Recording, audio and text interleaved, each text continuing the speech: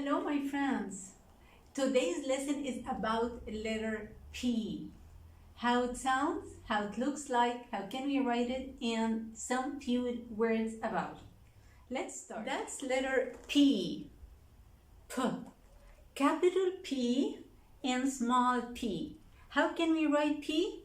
A straight line from up to down, and then from up, go round half a circle to the middle of the stick.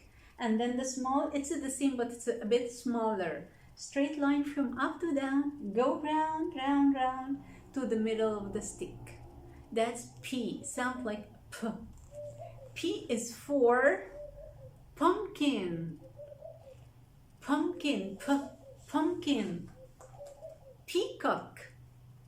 Peacock. Pot. P, pot. We use it to cook rice inside the pot. Pig. Do you remember the pig in the farm animals? How it sounds? What's the sound of the pig? Oink, oink. Oink, oink. That's a pig. Penguin. Penguin. Pineapple. It's a fruit. Pineapple. Pencil. We use it to write or to draw. Pencil. Pie. Apple pie.